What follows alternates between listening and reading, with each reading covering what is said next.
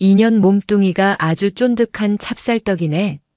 빈대떡 부치던 여인의 몸을 탐하려던 종로 조폭들. 그녀가 대한민국 육군 서열 2위 3스타 참모차장이라는 사실을 알게 되고 지옥을 맛보는 이야기입니다. 구독과 좋아요를 해주시면 더 좋은 사연으로 보답하겠습니다. 서울의 배꼽 종로 광장시장은 살아 숨쉬는 거대한 생명체와 같았다. 100년의 세월이 켜켜이 쌓인 낡은 지붕 아래 수천 개의 좌판과 가게가 실핏줄처럼 얽혀 도시의 심장을 뛰게 했다. 지글거리는 녹두전 기름 냄새, 코를 찌르는 홍어에 삭힌 향, 구수한 순대 내장과 마약김밥의 고소함이 뒤섞여 시장의 공기를 지배했다. 흥정하는 소리, 물건을 나르는 짐꾼의 거친 숨소리, 희희낙낙 떠드는 취객들의 웃음소리가 용광로의 쇳물처럼 부글부글 끓어올랐다. 그 혼돈의 교향곡이 연주되는 시장 한복판, 전준의 빈대떡이라는 낡은 간판을 내건 가게는 섬처럼 고요했다. 30년 넘게 시장 상인들의 허기와 애환을 달래주던 곳. 하지만 얼마 전 가게를 지키던 노부부가 해묵은 세월의 무게를 이기지 못하고 연달아 세상을 등지자 가게의 불은 꺼지는 듯했다. 상인들은 저마다 혀를 차며 안타까워했다. 저 악귀 같은 종로 식구 놈들 등살에 어르신들이 속병을 얻어 돌아가셨다고 저 좋은 목을 저놈들이 날로 먹으려 들 거라고 수군거렸다. 종로 식구. 이름만 들으면 정겨운 모임 같지만 실상은 광장시장 일대의 암세포처럼 퍼져 상인들의 골수를 빼먹는 악질 조직이었다. 두목은 마석태. 나이는 30 중반을 갓 넘겼지만 18배 소년원을 제 집처럼 드나들며 종로 뒷골목을 피로 물들인 전형적인 인간 말종이었다. 다듬지 않은 수염과 험상궂은 인상, 그리고 상대를 짐짝 취급하는 오만한 눈빛은 그의 상징이었다. 그 아래로 이리 떼처럼 몰려다니는 행동대원들은 그의 잔인함을 좇아 움직였다. 그날도 마석태는 어김없이 시장을 시찰하고 있었다. 시찰이라 쓰고 수금이라 읽는 그들만의 의식이었다. 그는 갓짠 참기름 병을 정리하던 노인의 머리를 손바닥으로 툭 치며 말했다.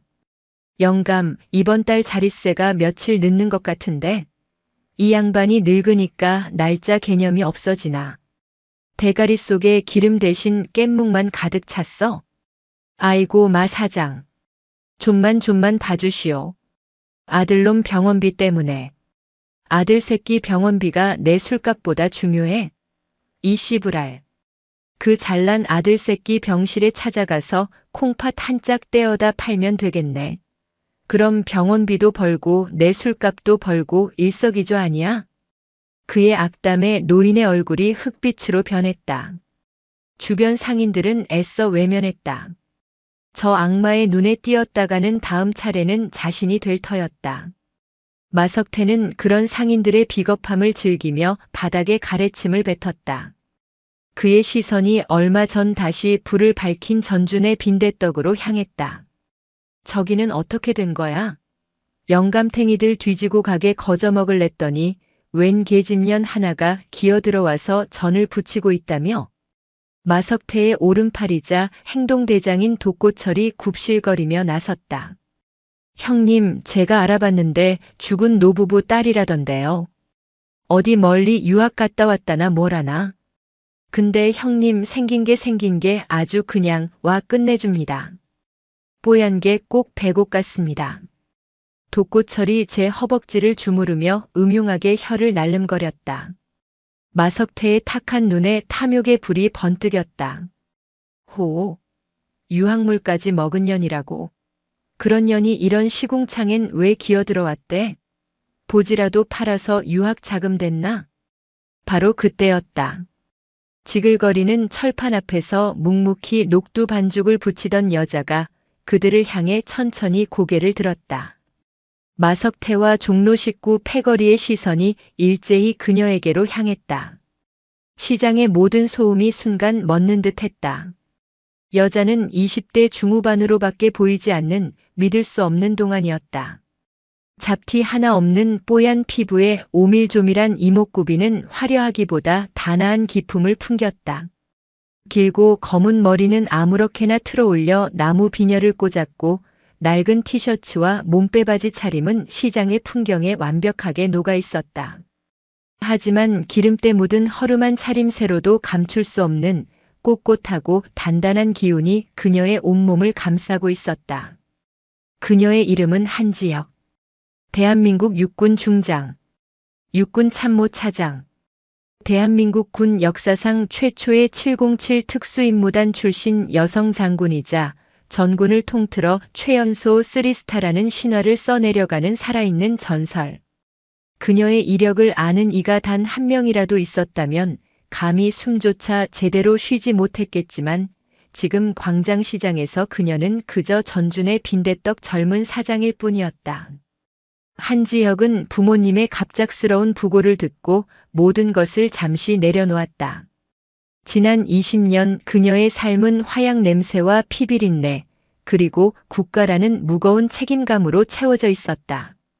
그녀에게 부모님이 평생을 바쳐 지켜온 이 작은 가게는 유일하게 숨을 쉴 수 있는 고향이자 뿌리였다. 그녀는 잠시 군복을 벗고 부모님의 마지막 흔적이 남은 이곳을 지키기로 결심했다. 그녀는 그들의 더러운 시선을 피하지 않았다.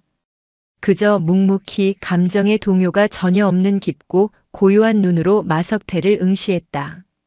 그 눈빛은 마치 심연과도 같아서 마석태는 순간적으로 자신이 사냥감이 된 듯한 착각에 빠졌다. 하지만 그는 곧 이 기분 나쁜 감각을 떨쳐냈다. 고작 전이나 부치는 계집년에게 위축될 자신이 아니었다. 그는 비열한 웃음을 지으며 그녀의 가게 앞으로 어슬렁거리며 다가왔다. 거기 아가씨가 새로 온 사장인가? 내가 이 광장시장 대주주 마석태인데 새로 장사하려면 나한테 먼저 허락을 받아야지. 룰을 몰라, 룰을? 한지혁은 대답 대신 잘 붙여진 녹두전을 철판에서 드러내 접시에 담았다. 그녀의 손놀림은 한치의 낭비도 없이 물 흐르듯 유려하고 정확했다. 마석태는 완벽하게 무시당하자 낯빛이 구겨졌다. 그는 한 걸음 더 다가가 그녀의 가슴과 엉덩이를 노골적으로 훑어보며 말했다. 이야, 독고철 저 새끼가 구라는 안 쳤네. 아가씨, 얼굴만 반반한 게 아니라 몸뚱이도 아주 잘 빠졌구만. 떡은 떡인데 아주 그냥 쫀득쫀득한 찹쌀떡 같아. 밤에 얼마나 기가 막힐까. 그는 한술 더 떠 기름 묻은 손을 뻗어 그녀의 엉덩이를 움켜쥐려 했다. 이 오빠가 오늘 특별히 맛 좀 봐줄까? 빈대떡 값은 아가씨 뽀얀 속살로 대신 받으면 되겠네. 응. 주변의 똘마니들이 낄낄거리며 맞장구를 쳤다. 시장 상인들은 겁에 질려 고개를 숙였다. 몇몇은 차마 보지 못하겠다는 듯 눈을 감아버렸다. 저 곱고 젊은 여사장이 저 악마의 손에 더럽혀지는 끔찍한 광경을 마주할 용기가 없었다. 마석태의 더러운 손이 그녀의 몸에 닿기까지 불과 한 뼘도 남지 않은 거리. 한지혁이 나직하게 입을 열었다. 펄펄 끓는 기름보다 더 뜨겁고 시퍼런 칼날보다 더 서늘한 목소리였다. 그 손 계속 그렇게 뻗고 있으면 오늘 밤 내 놈 제사상의 빈대떡 대신 잘린 내 손모가지가 올라가게 될 거다. 순간 시장의 모든 소음이 거짓말처럼 증발했다. 마석태의 손은 허공에서 돌처럼 굳었다. 그의 뇌는 방금 들은 말의 의미를 온전히 소화하지 못했다. 하지만 그의 온몸의 세포가 비명을 지르고 있었다. 위험하다. 이 여자는 절대로 건드려서는 안 되는 존재다. 광장시장의 탁한 공기 속에 피비린내를 머금은 폭풍이 조용히 눈을 뜨고 있었다. 마석태의 인생은 굴욕이라는 단어를 모르고 살아온 역사였다. 그는 언제나 포식자였고 약자는 그의 먹잇감이었다. 때문에 그는 방금 전 한지혁이 내뱉은 섬뜩한 경고를 자신의 자존심에 대한 정면 도전으로 받아들였다. 공포는 분노로, 분노는 광기로 변해갔다. 하, 이 씨발년이 진짜 돌았나? 그는 멈췄던 손을 다시 뻗는 대신 주먹을 움켜쥐었다. 시장 바닥에서, 그것도 자신의 식구들과 수많은 상인들이 보는 앞에서 계집년 하나에게 위축되는 모습을 보일 수는 없었다. 그는 그녀의 예쁜 얼굴을 피떡으로 만들어 이 시장의 왕이 누구인지 똑똑히 각인시켜줘야 했다. 내년 그 예쁜 주둥이에서 다시는 그딴 소리가 안 나오게 이빨을 전부 뽑아줄게. 마석태의 육중한 주먹이 바람을 가르며 한지혁의 얼굴을 향해 날아들었다. 상인들 사이에서 짧은 비명이 터져 나왔다. 저 주먹에 맞으면 저 가녀린 여자는. 하지만 상상했던 끔찍한 일은 벌어지지 않았다. 한지혁은 피하지 않았다. 아니, 피할 필요가 없었다. 그녀는 날아오는 주먹을 향해 빈대떡을 뒤집던 낡고 널쩍한 쇠 뒤집개를 그대로 내밀었다. 퍽! 둔탁하고 기분 나쁜 소리가 울렸다. 마석태의 주먹이 쇠 뒤집개의 평평한 면을 정통으로 때린 것이다. 끄아악! 마석태의 입에서 이전과는 비교도 안 될 만큼 처절한 비명이 터져 나왔다. 쇠를 때린 주먹의 충격은 고스란히 그의 손뼈로 전달되었다. 손가락뼈 서너 개가 박살나는 끔찍한 감각. 그는 박살난 오른손을 부여잡고 바닥을 대굴대굴 굴렀다. 이 이게 같은 년이. 가장 먼저 정신을 차린 독고철이 눈이 뒤집혀 허리춤에서 접이식 칼을 뽑아들었다. 시퍼런 칼날이 형광등 불빛에 번뜩였다. 다른 똘마니들도 그제야 정신을 차리고 욕설을 퍼부으며 일제히 한지혁을 향해 달려들었다. 시장은 순식간에 아수라장으로 변했다. 한지혁은 미동도 하지 않았다. 그녀의 눈은 달려드는 깡패들의 움직임, 그들의 손에 들린 무기, 그리고 그들의 다음 동선을 한 폭의 그림처럼 읽어내고 있었다.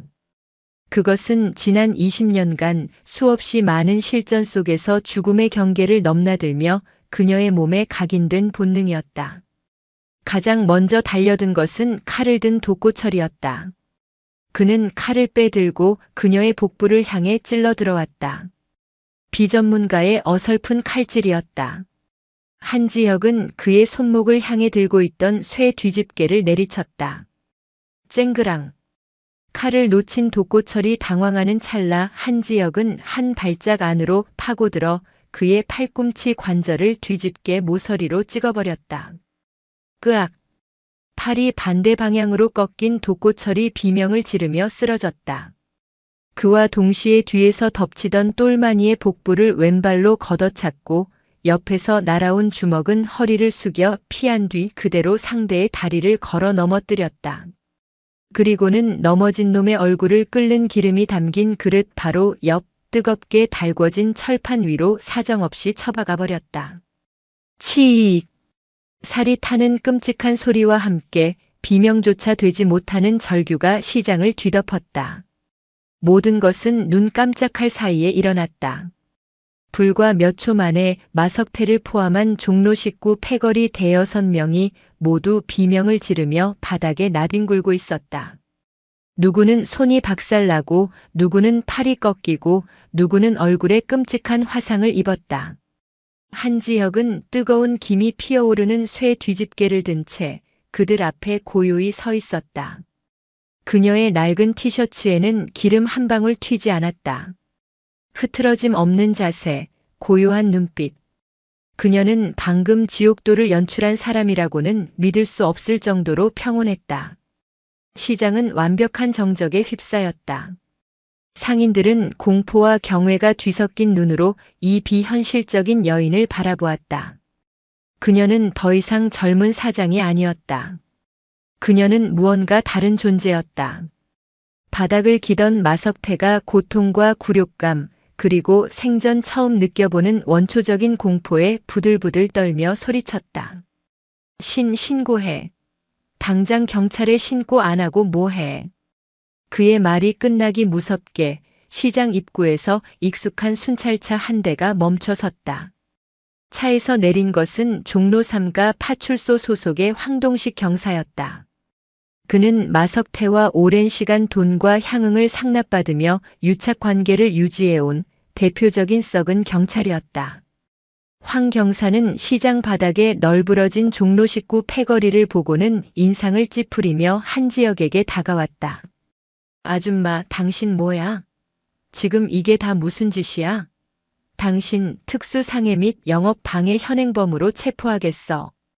그는 다짜고짜 한지혁에게 수갑을 채우려 했다. 마석태는 그 모습의 고통 속에서도 회심의 미소를 지었다. 그래, 아무리 날고 기는 년이라도 공권력 앞에서는 어쩔 수 없을 터였다. 하지만 한지혁은 순순히 수갑을 받지 않았다. 그녀는 자신에게 다가오는 황 경사의 가슴팍을 손가락으로 툭 밀었다. 가볍게 민 동작이었지만 황 경사는 마치 거대한 바위에 부딪힌 것처럼 뒤로 두어 걸음 주춤거리며 물러났다. 체포? 근거가 뭐지? 나는 정당방위였고 내 가게 앞에서 벌어진 소란을 정리했을 뿐인데. 정당방위? 이 사람들이 다 쓰러져 있는 게 안 보여? 어디서 말 같지도 않은 소리를. 황 경사가 버럭 소리를 지르며 다시 다가왔다. 한지혁은 쇠 뒤집개를 철판 위에 쨍소리가 나게 내려놓았다. 그리고는 황 경사의 귓가에 오직 그만이 들을 수 있는 나직한 목소리로 속삭였다. 황동식 경사. 지난달 셋째 주 수요일 강월랜드에서 사채 5천만 원 끌어다 쓴 거 다 날렸지?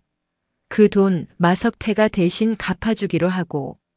그 대가로 이번 주 금요일에 있을 시장 재개발 관련 주민 설명회에서 마석태 측에 유리하게 여론 조작을 해주기로 약속했고. 내가 모를 줄 알았나? 황동식 경사의 얼굴에서 핏기가 사라졌다. 그의 눈이 지진이라도 난 듯 격렬하게 흔들렸다. 이 여자는 대체 누구인가? 어떻게 자신의 가장 은밀한 약점을 날짜와 장소, 액수까지 정확하게 알고 있는 것인가?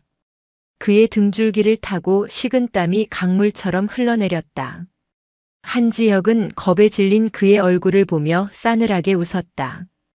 그녀는 더 이상 그에게 신경 쓰지 않고 바닥에 쓰러진 마석태에게 다가갔다. 그리고는 그의 머리채를 잡아 거칠게 일으켜 세웠다. 곰 같은 덩치가 맥없이 끌려 올라왔다. 내 놈이 이 시장의 왕이라고 했나?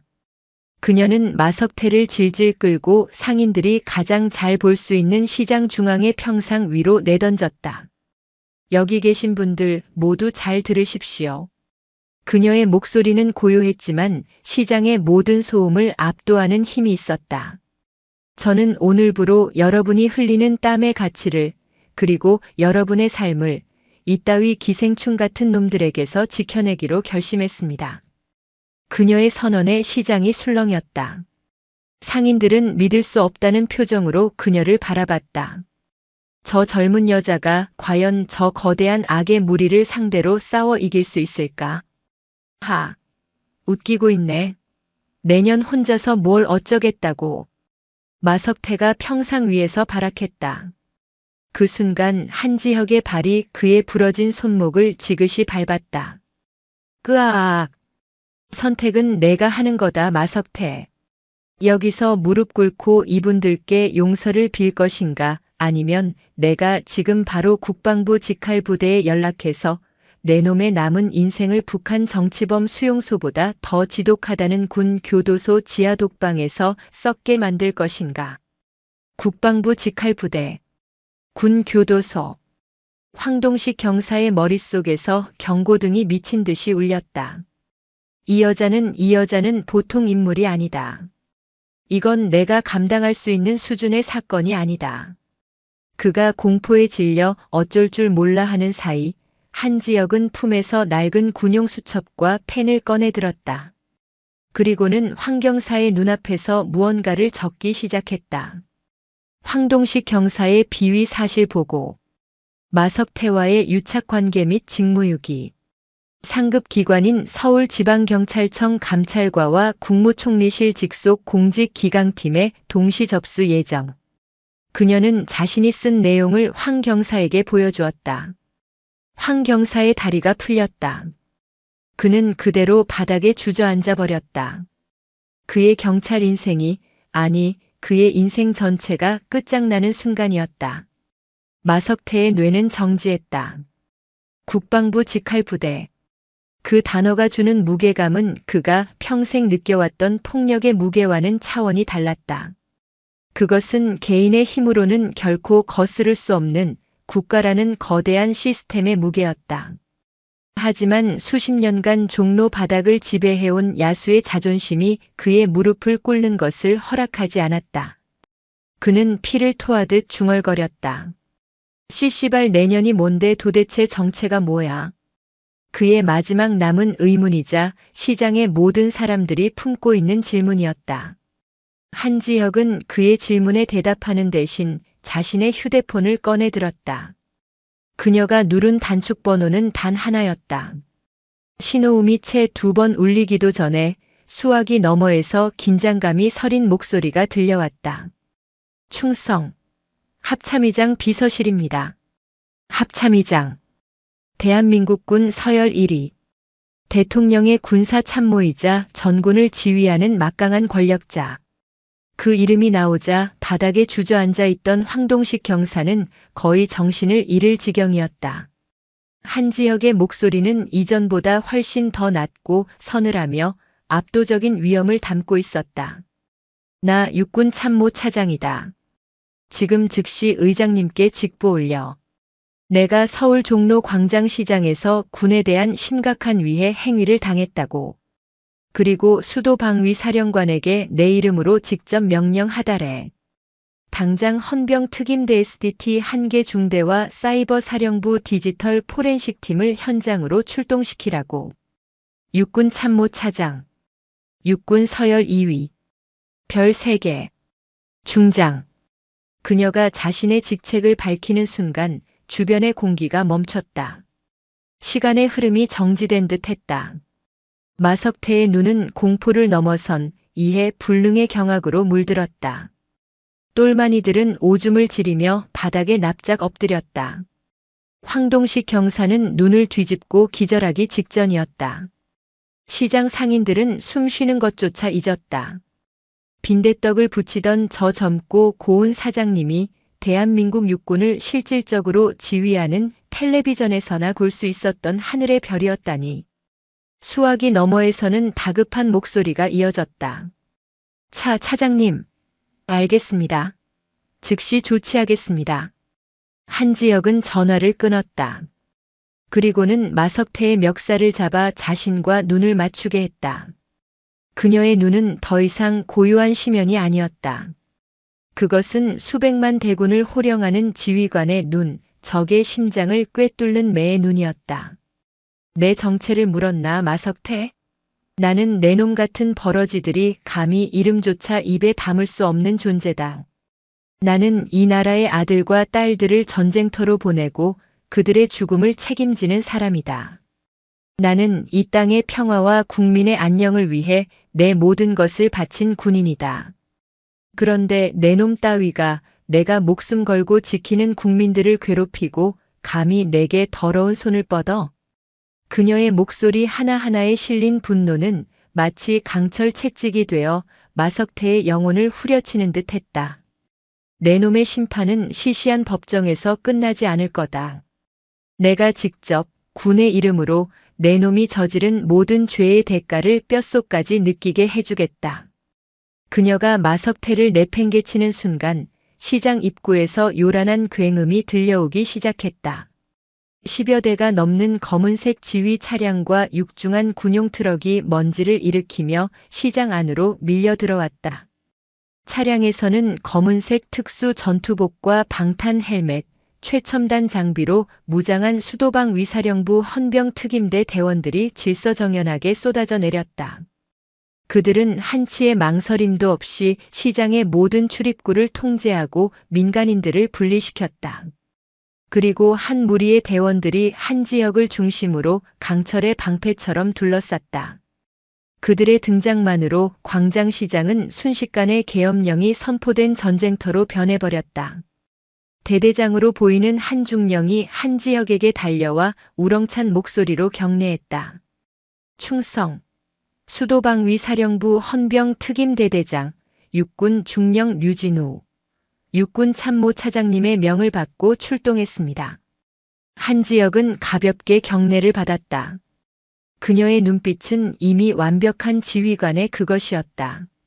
수고했다 류중령. 현 시간부로 이 구역을 준 전시 상황으로 선포한다. 주범 마석태를 포함한 종로 식구 조직원 전원, 그리고 저 경찰 황동식 경사를 군형법상적에 대한 동조 및 이적 행위에 준하는 혐의로 현장에서 체포한다. 알겠습니다. 류진우 중령이 손짓하자 맹수 같은 대원들이 바닥에 엎드린 마석태 일당과 황동식 경사에게 달려가 자비 없이 제압하고 수갑을 채웠다. 그들의 저항은 아예 불가능했다. 체포된 인원 전원은 남한산성 육군 교도소로 즉시 압송해 사이버 사령부 요원들은 종로 식구 사무실과 마석태, 황동식의 자택을 급습해서 모든 디지털 증거를 확보하도록. 한 놈도 단 하나의 증거도 놓쳐선 안 된다. 명심하겠습니다. 모든 상황이 일사불란하게 정리되고 있었다. 상인들은 이 비현실적이고 압도적인 광경을 마치 영화의 한 장면처럼 넋을 잃고 바라볼 뿐이었다. 모든 것이 정리된 후 한지혁은 자신을 둘러싼 상인들을 향해 돌아섰다. 그녀의 얼굴에서 지휘관의 냉철함이 사라지고 다시 부모님의 가게를 지키는 딸의 모습이 어렸다. 놀라게 해드려 죄송합니다. 그리고 그동안 고생 많으셨습니다. 그녀가 상인들을 향해 깊이 고개를 숙였다. 별 3개의 장군이 시장의 평범한 상인들을 향해 머리를 숙이는 순간이었다. 저는 여러분이 이 땅의 진짜 애국자라고 생각합니다. 매일 새벽같이 일어나 정직하게 땀 흘리며 이 나라의 경제를 밑바닥에서부터 지탱하고 계신 분들이니까요. 그런 여러분을 저런 쓰레기 같은 놈들에게서 지켜드리는 것이 저 같은 군인이 존재하는 이유입니다. 이제 모든 것이 끝났습니다. 안심하고 장사하십시오. 그녀의 진심 어린 말에 상인들 사이에서 참았던 울음이 터져나왔다. 그것은 지난 수십 년간 묵묵히 견뎌왔던 서름과 고통, 그리고 마침내 찾아온 해방감과 감사가 뒤섞인 눈물이었다. 기름때 묻은 낡은 시장 바닥에 대한민국에서 가장 높고 강한 별이 떠올라 가장 낮고 약한 사람들의 눈물을 닦아주고 있었다. 광장시장의 길고 길었던 어둠이 걷히고 마침내 찬란한 여명이 밝아오는 순간이었다. 사이렌 소리는 광장시장의 오랜 혼돈에 종지부를 찍는 장엄한 서곡이었다. 칠흑같이 검은 위장색을 칠한 수도방위 사령부의 지휘 차량과 육중한 KU-808 차륜형 장갑차가 시장 입구의 좁은 길을 가득 메웠을 때 시간은 얼어붙었다. 장갑차의 해치가 열리고 최첨단 워리어 플랫폼으로 무장한 헌병 특임대 SDT 대원들이 한치의 오차도 없는 동작으로 쏟아져 내렸다.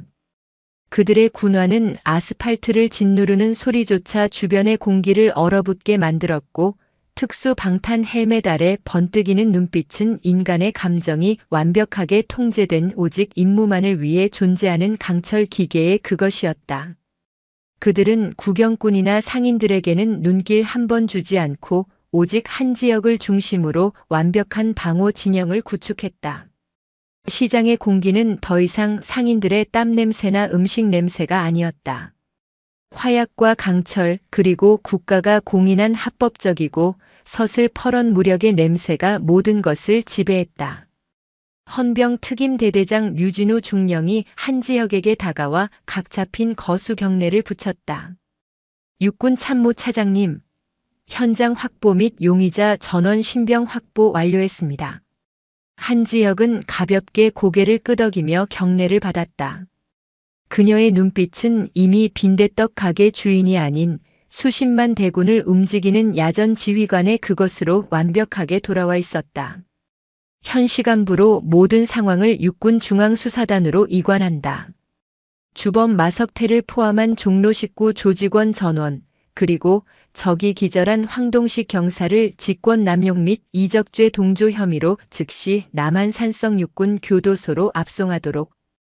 그곳이 세상과 가장 완벽하게 단절된 곳일 테니. 알겠습니다. 류진우 중령이 손짓하자 맹수 같은 대원들이 바닥에 널브러진 마석태 패거리와 축 늘어진 황동식 경사를 짐짝처럼 끌고 장갑차에 쳐넣었다. 마석태는 마지막까지 발악했다. 이거나. 내가 왜 군인들한테 잡혀가. 이건 명백한 월권이야. 민간인 사찰이라고. 변호사. 내 변호사 불러. 하지만 그의 저항은 건장한 특임대원의 소나기에서 어린아이의 투정처럼 무력했다.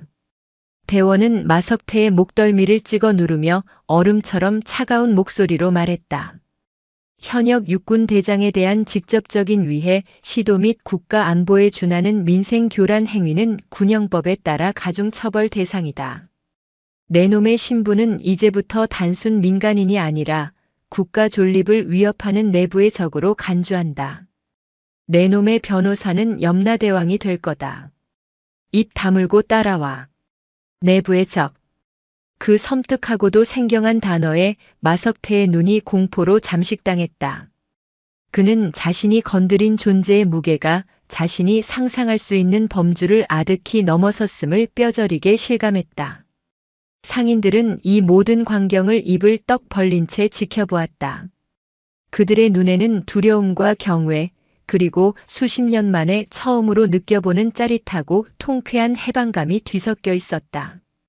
평생 자신들의 등골을 휘게 만들던 악귀 같은 존재들이 저렇게 허무하고 처참하게 끌려가는 모습을 보게 될 줄이야. 몇몇 늙은 상인들은 주름진 눈가에 맺힌 눈물을 훔치느라 정신이 없었다. 한지혁은 류진우 중령에게 낮은 목소리로 추가 지시를 내렸다. 압송된 자들은 즉시 분리 신문하도록. 특히 마석태는 어급 독방에 수감하고 내가 직접 들어가기 전까지는 잠조차 재우지 마. 정신적 한계까지 몰아붙여. 그리고 서울지방경찰청장에게는 내가 직접 연락하겠다. 이번 기회에 썩은 뿌리를 밑동까지 뽑아내야지. 그녀는 주변을 둘러싼 상인들을 바라보았다. 모두가 그녀를 바라보고 있었지만 누구 하나 감히 말을 걸거나 다가서지 못했다. 그녀가 뿜어내는 위압감은 경외를 넘어 다른 차원의 존재를 마주한 듯한 신성함마저 느껴졌다. 한지혁은 그들의 시선을 피하지 않고 부드럽지만 강철 같은 의지가 담긴 목소리로 말했다. 걱정 마십시오. 오늘 일은 시작에 불과합니다. 여러분의 눈에서 더 이상 피눈물이 흐르지 않도록, 여러분의 삶이 더 이상 저런 버러지 같은 놈들에게 짓밟히지 않도록 제가 이 자리에서 약속하겠습니다. 제 목숨과 제 어깨에 달린 이별 3개의 무게를 걸고. 그녀의 말이 끝나자 기름때 묻은 앞치마를 두른 한 할머니가 조심스럽게 그녀에게 다가왔다. 아까 마석태에게 아들 콩팥이라도 팔라는 모욕을 당했던 참기름집 노인의 아내였다. 할머니는 한지혁의 손을 부여잡고 오열하듯 말했다. 사장님 아니 장군님. 정말 고맙습니다. 우리 죽은 전준의 부부가 하늘에서 보고 있다면 덩실덩실 춤이라도 출깁니다. 정말 고맙습니다. 한지혁은 그제야 강철처럼 굳어있던 얼굴에 옅은 미소를 띄었다. 그녀는 할머니의 거칠고 주름진 손을 따뜻하게 마주잡으며 말했다. 할머니, 저 여기 있는 동안은 그냥 전준의 딸입니다. 편하게 부르세요. 그 따뜻한 한마디에 광장시장을 짓누르던 별 셋의 무게는 온데간데 없이 사라지고 그 자리에 부모를 잃은 딸이 그리고 상인들의 이웃이 서 있었다. 사람들의 마음속에 깊게 박혀있던 불신과 공포의 빙벽이 그 따스한 온기에 서서히 녹아내리기 시작했다. 그 시각 경기도 남한산성 육군 교도소 지하신문실. 마석태는 차갑고 축축한 콘크리트 바닥에 내던져졌다. 사방이 막힌 빛 한 점 들어오지 않는 완벽한 어둠. 서늘한 공기, 그리고 자신의 심장 소리와 거친 숨소리 외에는 아무것도 들리지 않는 절대적인 고요. 이곳은 그가 평생 겪어보지 못한 종류의 지옥이었다. 경찰서 유치장과는 차원이 달랐다. 이곳은 법 이전의 국가 안보라는 절대 명제가 존재하는 인간의 가장 원초적인 공포를 자극하는 공간이었다. 얼마나 시간이 흘렀을까? 육중한 철문이 굉음을 내며 열리고 한 줄기 강렬한 빛이 쏟아져 들어왔다. 마석태가 눈을 가늘게 뜨자 빛을 등지고 선 한지혁의 실루엣이 보였다. 군복은 아니었지만 그녀가 입은 평범한 티셔츠와 몸빼바지가 세상 그 어떤 갑옷보다 더 위압적으로 느껴졌다. 일어나 앉아라. 그녀의 목소리는 감정이 배제된 기계처럼 차가웠다. 마석태는 본능적으로 몸을 일으켜 구석에 기대앉았다. 내 놈 뒤에 누가 있는지 안다. 마석태, 너는 그저 사냥개가 길들인 들개에 불과해. 내게 뼈다귀를 던져주며 광장시장을 피로 물들인 진짜 주인이 누구지? 마석태는 입술을 깨물며 버텼다. 여기서 무너지면 끝장이었다. 그에게는 의리라는 이름의 마지막 자존심 그리고 배신에 대한 두려움이 남아 있었다. 무슨 개소린지 모르겠군. 내가 왕이야. 종로 식구는 내가 만들었어. 왕? 웃기지 마라. 한지혁은 그의 앞으로 서류 뭉치 하나를 던졌다. 어둠 속에서도 식별이 가능하도록 특수 처리된 종이었다. 거기에는 마석태의 모든 차명 계좌 내역과 그 돈의 구할이 흘러들어간 태준개발이라는 회사의 이름 그리고 그 회사의 회장 권태준의 사진이 박혀 있었다.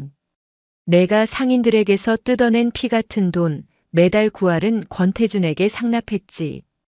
광장시장 재개발 사업권, 그거 권태준의 수건 사업이고. 상인들을 헐값에 혹은 무일푼으로 내쫓아 시장 전체를 통째로 삼키는 게 내 임무였고. 그래서 내 부모님 가게도 그렇게 집요하게 괴롭혔던 거고. 내가 틀렸나 마석태? 마석태의 심장이 쿵 바닥으로 떨어졌다. 이 여자는 모든 것을 알고 있었다. 그는 자신이 거대한 폭풍의 눈 한가운데에 던져진 이력편주에 불과하다는 것을 깨달았다. 하지만 권태준 회장을 배신하는 것은 이 교도소에서 썩는 것보다 더 끔찍한 죽음을 의미했다. 그는 공포에 질려 고개를 저었다. 모르는 사람이요. 나는 그런 사람 들어본 적도 없소. 그래? 한지혁은 짧게 대답하고는 손에 들고 있던 태블릿 PC를 켰다. 화면에 나타난 것은 어느 대학병원 중환자실의 실시간 영상이었다. 인공호흡기와 수많은 링거줄에 의지한 채 한 어린 소녀가 위태롭게 숨을 쉬고 있었다. 누군지 알아보겠나? 마석태의 동공이 지진이라도 난 듯 격렬하게 흔들렸다. 화면 속 소녀는 그가 세상에서 유일하게 마음을 여는 존재, 선천성 심장병으로 10번이 넘는 대수술을 받으며 하루하루를 힘겹게 버티고 있는 그의 어린 여동생 마석희였다. 내 여동생, 지금 당장 심장 이식 수술을 받지 않으면 일주일을 넘기기 힘들다더군. 하지만 이식 순서는 아득히 멀리 있고 내 놈이 권태준에게 개처럼 충성했던 이유, 바로 이 동생의 수술 순서를 앞당기고 천문학적인 병원비를 대기 위해서였지. 안 그런가? 한지혁의 목소리는 얼음 송곳처럼 그의 심장을 파고들었다. 선택해라 마석태. 여기서 입 다물고 썩어 문드러지며 내 유일한 혈육이 고통스럽게 죽어가는 걸 지켜볼 것인가? 아니면 모든 걸 털어놓고 내 놈이 저지른 죄를 속죄하며 오빠로서 마지막 도리를 할 기회를 잡을 것인가? 내가 모든 것을 자백하고 권태준을 무너뜨리는데 협조한다면 내가 약속하지. 내 동생, 대한민국에서 가장 먼저 심장을 이식받게 해주겠다. 내 별 3개의 무게를 걸고. 태블릿 속에서 마석희가 희미하게 눈을 뜨고 고통스러운 숨을 내쉬었다. 그 모습을 본 순간 마석태의 눈에서 뜨거운 눈물이 폭포수처럼 쏟아져 내렸다. 수십 년간 종로의 왕으로 군림하며 쌓아 올렸던 그의 강철 같던 자존심과 악의 성벽이 여동생의 고통 앞에서 처참하게 무너져 내리고 있었다. 마석태의 울음은 상처 입은 짐승의 포효와도 같았다. 그것은 지난 세월 동안 억눌러왔던 모든 감정의 분출이었다. 후회, 죄책감, 그리고 여동생에 대한 애끓는 미안함이 뒤섞여 그의 영혼을 갈기갈기 찢어놓았다. 그는 더 이상 종로의 왕이 아니었다. 그는 그저 아픈 동생을 둔 길을 잃어버린 한심한 오빠일 뿐이었다. 한지혁은 그의 울음이 잦아들기를 묵묵히 기다렸다. 그녀는 알고 있었다. 악으로 점철된 인간이라 할지라도 그 내면 가장 깊숙한 곳에는 반드시 연약한 부분이 존재한다는 것을. 그것이 가족이든 신념이든 혹은 뒤틀린 자존심이든 그 부분을 정확히 찾아내어 파고드는 것. 그것이야말로 가장 효과적인 신문이자 때로는 구원의 시작이 되기도 했다. 한참을 울어 모든 눈물을 쏟아낸 마석태가 고개를 들었다. 그의 눈은 퉁퉁 부어 있었지만 이전의 도끼와 살기는 온데간데 없이 사라지고 벼랑 끝에 선자의 처절한 절망감만이 남아 있었다. 당신이 뭔데 그런 약속을 하지? 심장 이식이 동네 슈퍼에서 과자 사는 것처럼 쉬운 일인 줄 알아? 그의 목소리는 불신과 희망이 뒤섞여 위태롭게 떨리고 있었다. 한지혁은 그의 앞에 쪼그려 앉아 그의 눈을 똑바로 마주 보았다. 나는 대한민국 육군 참모 차장이다, 마석태. 국군 장병과 그 가족들의 복지를 책임지는 국군복지단은 내 직속 기관 중 하나다. 그리고 대한민국 최고의 의료진이 포진한 국군 수도병원은 민간 병원과는 다른 별도의 장기 이식 대기 시스템을 운영하고 있지. 국가 유공자나 군인 가족을 최우선으로. 내가 국가를 위해 중대한 공을 세운다면 내 여동생을 군인 가족에 준하는 특별 의료 지원 대상자로 지정하는 것. 내 권한으로 충분히 가능하다. 그녀의 목소리에는 한치의 흔들림도 없었다. 그것은 단순한 약속이 아니라 국가 시스템을 움직일 수 있는 자만이 가질 수 있는 절대적인 자신감의 표출이었다. 마석태는 더 이상 의심하지 않았다. 그는 이 여자가 던진 것이 썩은 동아줄이 아니라 하늘에서 내려온 마지막 기회임을 깨달았다. 그는 차가운 콘크리트 바닥에 이마를 박고 절규하듯 말했다. 말하겠소. 내가 아는 모든 것을 전부 다 말하겠소. 그러니 제발 내 동생 좀 살려주시오. 그날 이후 마석태는 자신이 아는 모든 것을 쏟아내기 시작했다. 그것은 서울의 심장부를 좀먹는 거대한 악의 실체, 권태준이라는 괴물에 대한 끔찍한 연대기였다. 권태준. 겉으로는 자수성가한 부동산 개발업체 태준개발의 회장이자 불우이웃을 돕는 자선사업가로 포장된 인물. 하지만 그의 진짜 얼굴은 서울의 오래된 도심 지역을 장악하기 위해 온갖 불법과 탈법을 자행하는 악의 화신이었다. 그는 마석태 같은 조폭들을 앞세워 재래시장이나 낡은 주택가의 원주민들을 헐값에 내쫓고 그 땅을 헐값에 사들여 거대한 주상복합 건물이나 쇼핑몰을 지어 막대한 이익을 챙겼다.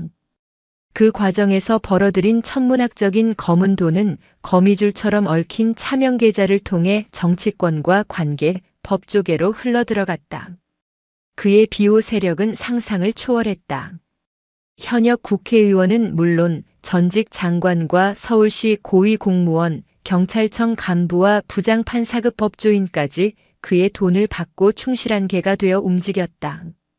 권태준의 모든 비밀은 그의 개인 펜트하우스에 있어. 남산타워가 정면으로 보이는 용산의 최고급 주상복합 더 힐 최상층. 그곳 서재에 이중으로 된 비밀 금고가 있어. 하지만 그 금고는 권태준 본인의 지정맥과 음성 인식이 없으면 핵폭탄이 터져도 열리지 않을 거요. 다른 증거는 그의 비서실장이자 집사인 천 실장이라는 놈이 있어. 본명도 나이도 출신도 아무도 모르는 그림자 같은 놈이요. 권태준의 모든 더러운 일을 처리하고 모든 비밀을 알고 있는 놈이지. 그놈이 가지고 다니는 태블릿 PC에 아마 모든 비밀 장부의 백업 파일이 들어있을 거요. 하지만 그 태블릿은 전원을 켜는 순간부터 모든 데이터가 군사급 암호화 모듈로 자동 변환된다고 들었소. 국정원 사이버팀도 뚫는데 몇 년이 걸릴 거라고. 마석태의 진술은 구체적이고 상세했다. 그의 진술은 이미 모든 것을 자백한 황동식 경사의 진술과 교차 검증을 통해 완벽한 신빙성을 확보했다. 한지혁은 모든 진술을 검토한 뒤 류진우 중령에게 명령했다. 마석태 지금 당장 국군 수도병원으로 이송한다. 헌병 특임대원 둘을 붙여 24시간 감시하고 그의 여동생 병실 옆에 머물게 해줘라. 단 외부와의 연락은 일절 금지한다. 류진우 중령이 의아한 표정을 지었다. 차장님, 저자는 이 사건의 핵심 증인입니다. 섣불리 외부 병원으로. 이것 또한 작전의 연장선이다. 그리고 죽어가는 동생의 곁을 지키게 해주는 것. 그게 내가 저자에게 주는 마지막 기회이자 앞으로 그가 평생 짊어져야 할 속죄의 무게를 깨닫게 하는 과정이다. 이것은 명령이다. 류 중령. 명심하겠습니다. 류진우 중령은 더 이상 반문하지 않았다. 그는 자신의 지휘관이 단순한 분노나 정의감으로 움직이는 것이 아님을 알고 있었다. 그녀의 모든 행동에는 적의 허를 찌르고 판 전체를 뒤흔드는 고도의 전략이 숨어 있었다. 며칠 후 국군 수도병원 중환자실 앞. 마석태는 10수년 만에 처음으로 오빠라는 이름의 무게를 온몸으로 느끼고 있었다. 유리창 너머로 보이는 동생의 위태로운 모습은 그의 심장을 천갈래 만갈래로 찢어놓는 듯 했다. 그는 그곳에서 밤낮을 꼬박 세웠다. 그의 등 뒤에는 그림자처럼 2명의 헌병이 서 있었지만 그는 신경 쓰지 않았다. 그의 세상에는 오직 유리창 너머의 동생과 자신의 무력함에 대한 처절한 자책감만이 존재했다. 나흘째 되던 날 병원장이 직접 그를 찾아왔다. 그리고 믿을 수 없는 소식을 전했다. 뇌사 판정을 받은 군인 유가족의 고귀한 기증으로 그의 동생이 심장 이식 수술을 받게 되었다는 것이었다. 대한민국 최고의 의료진이 집도하는 성공 확률이 매우 높은 수술이 될 것이라고. 마석태는 그 자리에 주저앉아 아이처럼 목 놓아 울었다. 한지혁은 그 불가능해 보였던 약속을 정말로 지켜준 것이다. 장장 10시간이 넘는 대수술이 끝나고 마석희는 기적적으로 안정을 되찾았다. 마석태는 수술실에서 나오는 동생의 침대를 붙잡고 처음으로 진심 어린 감사의 눈물을 흘렸다. 그가 감격에 젖어 있을 때 한지혁이 조용히 그의 곁으로 다가왔다. 약속은 지켰다, 마석태. 이제 내가 약속을 지킬 차례다. 마석태는 고개를 들었다. 그의 눈에는 더 이상 조폭 두목의 탐욕이나 불효자의 죄책감이 아닌 모든 것을 걸고 은혜를 갚으려는 자의 비장한 결의가 불타오르고 있었다. 무엇이든 시켜만 주십시오, 장군님. 설령 저 자신을 미끼로 던져야 한다 해도 기꺼이 저 자신을 산산조각 내겠습니다. 한지혁은 그의 눈을 보며 나직이 말했다. 미끼는 필요 없다. 나는 지옥의 문을 열고 들어가 악마의 목을 직접 물어뜯을 사냥개가 필요할 뿐이다. 그날 이후 마석태는 달라졌다. 그는 한지혁의 가장 은밀하고도 날카로운 칼이 되었다. 그는 한지혁이 제공한 최첨단 도청 및 추적 장비를 몸에 지니고 다시 종로의 어둠 속으로 돌아갔다. 권태준에게는 군 교도소에서 풀려나기 위해 거짓 충성을 맹세한 척 접근했다. 한때 공포의 상징이었던 그의 존재는 이제 권태준의 거대한 제국을 심장부에서부터 무너뜨리는 가장 치명적인 바이러스가 되어 움직이기 시작했다. 권태준은 불쾌했다. 그의 완벽하게 통제되던 왕국에 예측 불가능한 변수가 발생했기 때문이다. 종로의 돈줄이자 행동대장이었던 마석태가 하루아침에 군대에 끌려갔다가 며칠 만에 풀려난 것이다. 겉으로는 더 깊이 머리를 조아리며 충성을 맹세했지만 권태주는 그의 눈빛 깊은 곳에서 이전과는 다른 이질적인 감각을 읽었다. 짐승의 본능이 경고하고 있었다. 저놈은 더 이상 내가 알던 개가 아니라고. 서울의 야경이 발 아래 융단처럼 펼쳐진 용산 더 힐 펜트하우스. 권태주는 값비싼 코냑 잔을 흔들며 그림자 같은 집사 천 실장에게 물었다. 마석태, 그놈 요즘 뭐하고 다니지? 평소와 다름없습니다, 회장님. 광장시장 재개발을 위해 반대파 상인들을 처리하고 자금도 꾸준히 상납하고 있습니다. 다만 예전보다 더 잔인하고 악랄해졌습니다. 마치 무언가에 쫓기는 사람처럼. 천 실장은 깡마른 체구에 하얀 장갑을 낀 감정을 읽을 수 없는 표정의 사내였다. 그의 머릿속에는 권태준의 모든 죄악이 담겨 있었다. 쫓기는 게 아니라 무언가를 숨기고 있는 거겠지.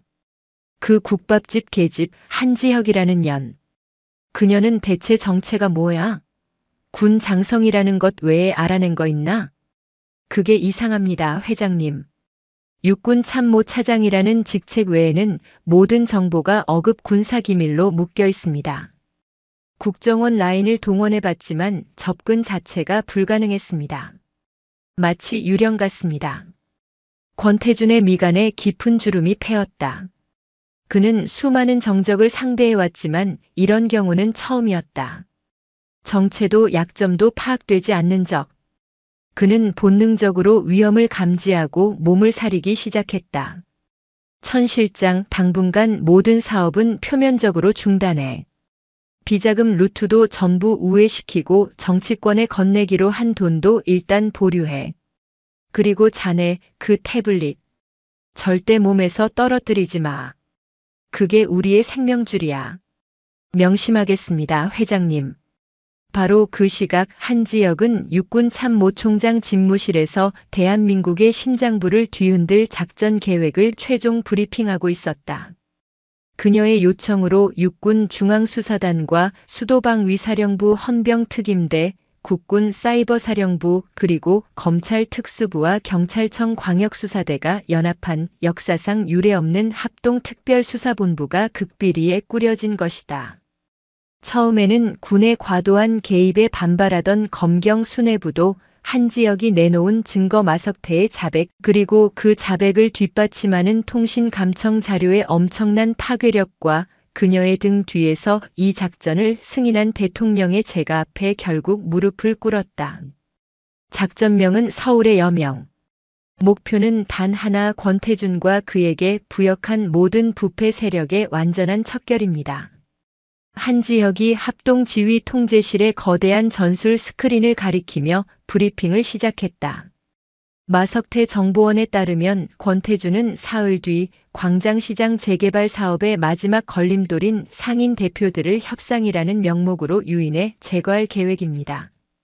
장소는 그가 소유한 남산의 한적한 한옥 호텔 비원입니다.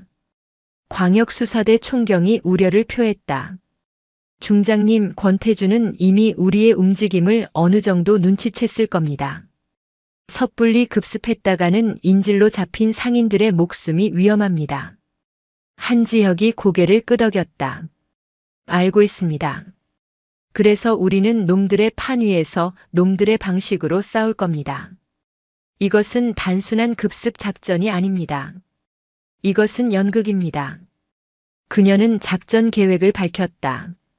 그것은 상상을 초월할 정도로 대담하고 치밀했다. 작전 당일 마석태가 상인 대표들을 이끌고 남산 비원으로 향한다. 동시에 권태준의 비호 세력인 부패 경찰 간부들이 불법 시위 진압이라는 명목으로 비원 주변의 도로를 완벽하게 통제해 외부의 접근을 차단한다. 완벽한 고립무원의 무대가 만들어지는 것이다. 권태준은 상인들의 목숨을 담보로 저를 그곳으로 끌어들이려 할 겁니다. 자신이 이 판의 지배자임을 확인하고 저를 제거하려 하겠죠. 검찰 특수부 부장검사가 경악하며 물었다. 스스로 미끼가 되시겠다는 겁니까? 절대 안 됩니다. 너무 위험합니다. 가장 완벽한 함정은 적이 스스로 걸어 들어오게 만드는 법입니다. 한지혁이 싸늘하게 미소 지었다. 제가 비원으로 들어가는 순간 작전은 시작됩니다. 사이버 사령부는 도시 전체의 통신망을 교란시켜 권태준과 외부의 연락을 차단합니다. 그와 동시에 류진우 중령이 이끄는 헌병 특임대는 비원을 포위한 부패 경찰들을 역으로 제압하고 고립시킵니다. 그리고 그녀는 스크린에 떠있는 비원의 3차원 투시도를 가리켰다. 제가 권태준 그리고 그의 심장인 천 실장과 마주하는 순간 707 특수임무단 최정예 대원들로 구성된 타격조가 아무도 예상치 못한 루트, 즉 비원의 지하를 통해 수직으로 침투해 인지를 구출하고 천 실장을 확보할 겁니다. 707 특수임무단, 그녀의 친정, 대한민국 최강의 인간 병기들. 그 이름이 나오자 지휘실의 모든 이들은 숨을 삼켰다. 그리고 마지막 권태준은 제가 직접 상대합니다. 놈이 평생 쌓아올린 죄의 대가를 제 손으로 직접 받아낼 겁니다. 모두의 시선이 한지혁에게 집중되었다. 그녀의 계획은 완벽했지만 단 하나의 변수가 있었다. 바로 그녀 자신의 안전이었다. 그녀는 대한민국 육군의 별셋 참모 차장이었다. 그녀에게 무슨 일이라도 생긴다면 그 파장은 상상을 초월할 것이다. 육군 참모총장이 무거운 입을 열었다. 한 장군, 정말 자신이 있나? 한지혁은 총장을 향해 흔들림 없는 눈빛으로 대답했다. 저는 군인입니다, 총장님. 군인은 국가가 필요로 하는 가장 위험한 곳에 가장 먼저 서는 존재입니다. 그리고 지금 저의 조국은 저를 필요로 하고 있습니다. 더 이상 반대하는 사람은 없었다. 거대한 강철 그물이 마침내 완성되었다. 이제 남은 것은 그물 안으로 기어들어올 거대한 뱀의 목을 치는 것뿐이었다. 작전 개시 뒤의 한지혁은 빈대떡 가게에 불을 끄고 조용히 부모님의 영정사진 앞에 섰다. 그녀는 군복 대신 처음 시장에 왔을 때 입었던 낡은 티셔츠와 몸빼바지를 입고 있었다. 아버지, 어머니. 내일이면 이 모든 게 끝날 겁니다. 두 분이 평생을 바쳐 지켜온 이 시장, 그리고 이 땅의 정직한 서민들을 위해 딸로서, 그리고 군인으로서 제 모든 것을 걸겠습니다. 부디 저를 지켜봐 주십시오. 그녀는 조용히 소주 한 잔을 올렸다. 창밖으로 서울의 밤이 깊어가고 있었다. 그것은 거대한 폭풍을 예고하는 불길하고도 비장한 정적이었다. 남산 중턱에 자리한 한옥 호텔 비원. 그 이름처럼 세상의 소음과 단절된 비밀의 정원이었다. 낮에는 외국인 관광객들로 북적이는 명소였지만 해가 지고 나면 오직 권태준 회장과 그가 허락한 극소수의 인물들만이 출입할 수 있는 현대판 밀실로 변모했다. 잘 다듬어진 소나무와 기암괴석, 그리고 은은한 조명을 받아 빛나는 연못은 한 폭의 동양화처럼 아름다웠지만 그 고요함 속에는 모든 소리를 집어삼키는 맹수의 아가리 같은 섬뜩함이 도사리고 있었다. 오늘 그 비밀의 정원에 불청객들이 초대되었다. 광장시장의 상인 대표 5명은 사시나무처럼 떨며 연회장 한가운데에 무릎 꿇려 있었다. 그들의 눈에는 공포와 체념이 뒤섞여 있었다. 평생을 정직하게 땀 흘려온 그들에게 이곳은 지옥의 입구와도 같았다. 그들의 앞에는 마석태가 죄인처럼 고개를 숙인 채 서 있었고 그 주변을 10명 남짓한 검은 정장 차림의 사내들이 병풍처럼 둘러싸고 있었다. 그들은 마석태의 종로 식구와는 차원이 다른 전문적인 훈련을 받은 흔적이 역력한 자들이었다. 연회장 상석 화려한 자개 병풍 앞에는 권태준이 앉아 있었다. 그는 값비싼 보이차를 음미하며 마치 자비로운 왕이 가여운 백성을 굽어보는 듯한 인자한 미소를 짓고 있었다. 하지만 그 눈빛은 얼음장처럼 차갑고 그 안에는 인간의 목숨을 파리 목숨처럼 여기는 자의 오만함이 서려 있었다. 대표님들, 제가 이렇게 귀한 걸음 하시게 한 것은 다름이 아닙니다. 광장시장의 밝은 미래를 함께 논의하고 싶어서입니다. 그런데 어찌 표정들이 그리 어두우십니까? 그의 위선적인 목소리에 상인 대표 중 연장자인 박 노인이 떨리는 목소리로 말했다. 회장님, 저희는 그저 평생을 바친 가게에서 장사하며 먹고 살고 싶을 뿐입니다. 제발 저희를 그냥 내버려 두십시오. 내버려 두다니요. 어르신, 시대의 흐름을 읽으셔야지요. 낡고 추한 것은 부수고 새롭고 위대한 것을 세우는 것. 그것이 바로 발전 아니겠습니까? 여러분의 그 작은 가게 몇 개가 서울의 심장부가 세계적인 랜드마크로 발돋움하는 위대한 역사를 가로막고 있는 겁니다. 권태준이 찻잔을 내려놓으며 본색을 드러냈다. 오늘 이 자리에서 재개발 동의서에 도장을 찍어주시면 제가 두둑한 보상금을 챙겨드리지요. 하지만 끝까지 고집을 부리신다면. 그의 시선이 마석태에게 향했다. 여기 마 사장이 여러분의 가족들이 얼마나 안전에 취약한지 잘 알려드릴 겁니다. 딸이 밤길을 무서워하고 아들이 학교에서 이유 없이 맞고 들어오는 그런 불상사는 없어야 하지 않겠습니까? 짐승의 언어였다. 상인들의 얼굴이 새하얗게 질렸다.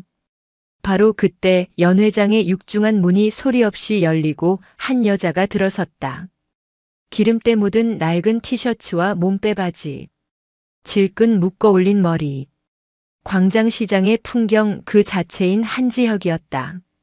그녀의 등장에 권태준의 입가에 비로소 만족스러운 미소가 걸렸다. 오늘 밤 연회의 진짜 주인공이 등판한 것이다. 이런. 제가 직접 모시러 가려 했는데 주인공께서 직접 행차하셨군. 한지혁은 권태준의 조롱에 대꾸하지 않았다. 그녀는 무릎 꿇린 상인들의 겁에 질린 얼굴을 한번 훑어보고 이내 권태준에게 시선을 고정했다. 그녀의 눈은 분노도 공포도 아닌 완벽한 무의 상태였다. 그 어떤 감정도 읽을 수 없는 심연의 눈빛. 권태준은 기분 나쁜 위화감을 느꼈지만 이내 허세를 부리며 잔을 채웠다. 자.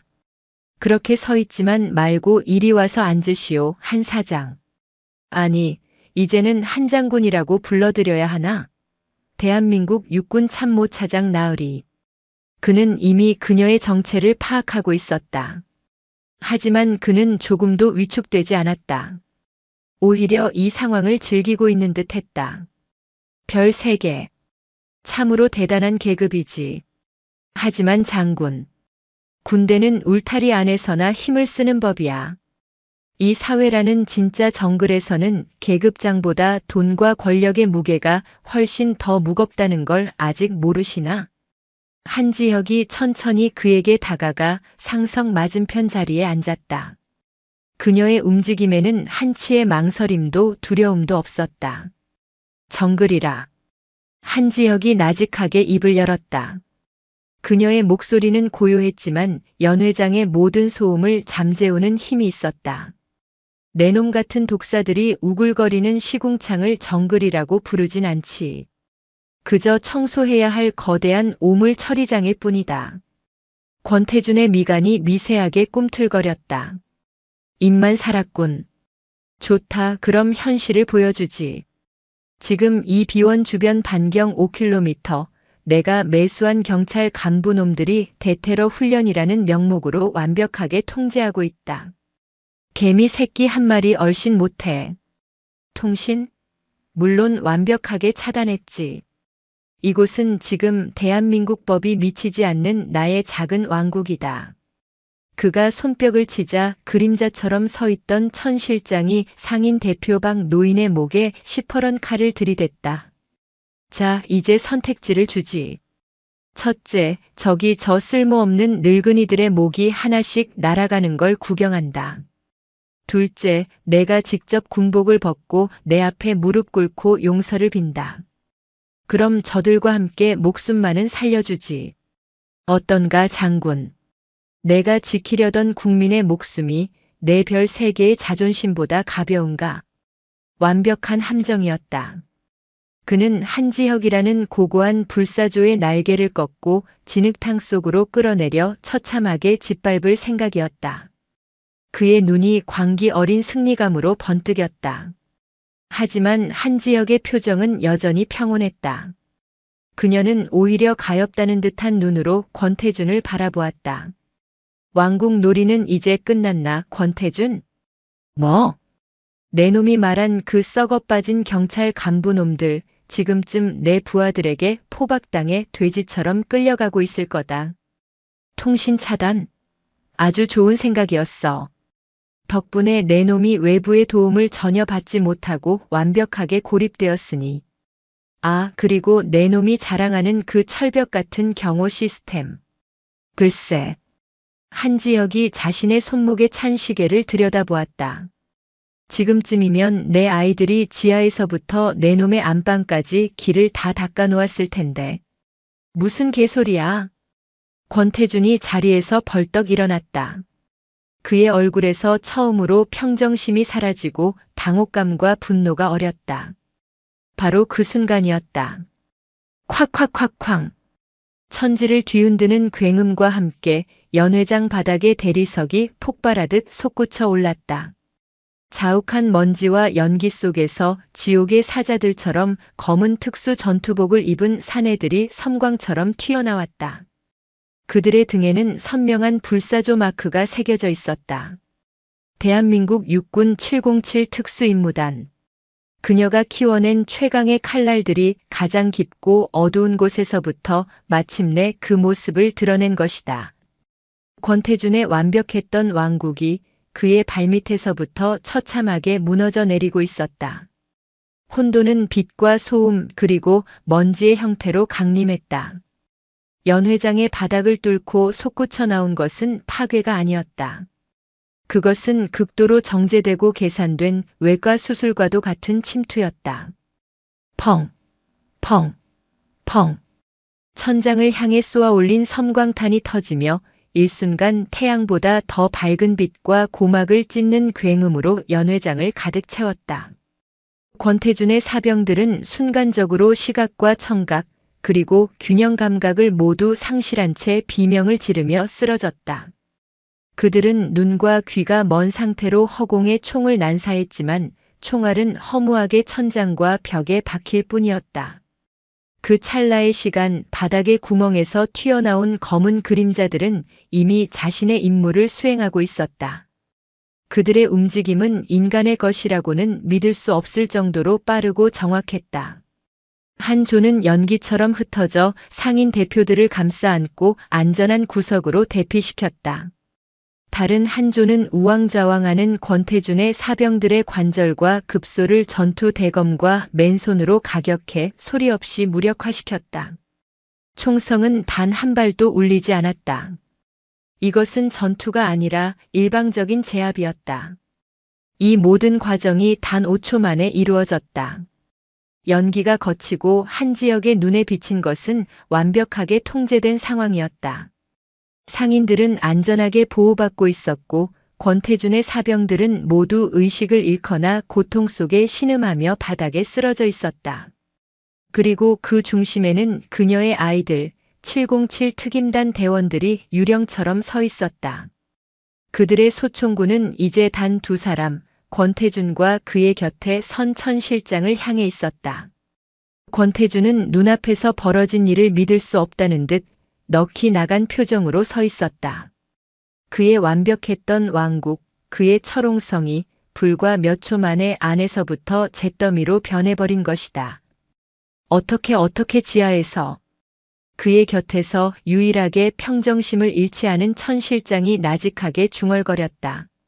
남산 1호 터널 그 아래에 연결된 일제 강점기 때 만들어진 벙커와 비상 통로. 설마 그걸? 한지혁이 차갑게 대답했다.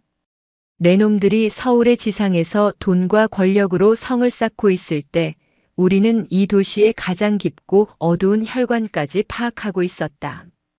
너희 같은 암세포가 어디로 전이될지, 언제 도려내야 할지 알기 위해서. 이것이 바로 너희와 우리의 차이다. 상황을 파악한 권태준의 얼굴이 광기로 일그러졌다. 그는 허리춤에서 권총을 뽑아들어 자신의 관자놀이에 겨누었다. 하하. 그래, 내년이 이겼다. 하지만 나는 내년에 법정 따위에 서는 치욕을 겪지 않을 것이다. 나는 왕이다. 왕은 패배하더라도 스스로 목숨을 끊는 법이지. 너는 영원히 나를 심판할 수 없을 거다. 그가 방아쇠를 당기려는 순간 그의 곁에 서 있던 천 실장의 몸이 섬광처럼 움직였다. 그는 권총을 든 권태준의 손목을 꺾어 총구를 천장으로 향하게 만들었다. 탕! 총알이 천장의 샹들리에를 박살내며 유리 파편을 쏟아냈다. 권태준은 믿을 수 없다는 표정으로 자신의 가장 충실했던 그림자를 바라보았다. 천 실장, 내가 감히. 천 실장은 대답 대신 권태준의 복부를 무릎으로 가격해 쓰러뜨린 뒤 그의 손에서 총을 빼앗아 분해해버렸다. 그리고는 품에서 태블릿 PC를 꺼내 한지혁을 향해 내밀었다. 거래를 하고 싶습니다, 한지혁 장군. 그의 돌발 행동에 707 대원들조차 당황하여 총구를 그에게 겨누었지만 한지혁은 손짓으로 그들을 제지했다. 그녀는 흥미롭다는 듯 한쪽 눈썹을 치켜 올렸다. 거래? 지금 내 처지에 감히 나에게 거래를 제안하는 건가? 그렇습니다. 천 실장의 목소리는 기계처럼 감정이 없었다. 이 태블릿 안에는 지난 20년간 권태준이 저지른 모든 범죄의 원본 데이터가 들어 있습니다. 당신들이 확보한 마석태의 진술과는 비교도 안 될 만큼 방대하고 치명적인 자료들이죠. 이 자료만 있으면 권태준뿐만 아니라 그와 연결된 대한민국의 모든 부패한 거물들을 한 번에 쓸어버릴 수 있을 겁니다. 그걸 순순히 넘기겠다. 대가가 뭐지? 제 안전과 새로운 신분입니다. 저는 이 나라를 떠나 세상 어디에도 존재하지 않는 유령으로 살아가고 싶습니다. 증인 보호 프로그램보다 더 확실한 완벽한 소멸을 원합니다. 권태준이 바닥에서 피를 토하며 소리쳤다. 이 배신자 새끼.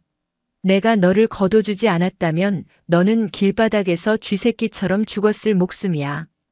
천 실장은 그에게 눈길 한 번 주지 않고 오직 한지혁만을 응시했다. 저는 단 한 번도 저자를 주인으로 섬긴 적이 없습니다. 저는 그저 이 거대한 악의 시스템이 어디까지 뻗어 있는지 그 끝을 보고 싶었을 뿐입니다. 그리고 이제 그 끝을 보았으니 이 지긋지긋한 연극을 끝낼 때가 된 것뿐입니다. 그는 한지혁에게 한 걸음 더 다가왔다. 어떻습니까, 장군? 대한민국의 모든 썩은 뿌리를 도려낼 수 있는 판도라의 상자와 저 같은 유령 하나를 맞바꾸는 거래. 나쁘지 않을 텐데요. 그것은 악마의 속삭임과도 같은 거부할 수 없는 제안이었다. 한지혁은 잠시 그를 말없이 바라보았다. 그녀의 머릿속에서는 수만 가지 경우의 수가 충돌하고 있었다. 저자를 믿을 수 있는가? 저 데이터는 진짜인가? 하지만 그녀의 직감이 말하고 있었다. 저 남자는 진심이다. 좋다. 거래하지. 한지혁이 손을 내밀었다. 천 실장이 태블릿을 그녀에게 건네려는 순간이었다. 바닥에 쓰러져 있던 권태준의 눈이 섬뜩하게 빛났다. 그는 품 안에 숨겨두었던 마지막 비수 만년필 모양으로 위장된 단발 권총을 뽑아들었다. 그의 목표는 한지혁이 아니었다. 나를 배신한 대가는 지옥이다. 그의 손에서 뿜어져 나온 총알은 천 실장의 등을 향해 날아갔다. 하지만 그보다 더 빠른 것이 있었다. 한지혁의 몸이었다.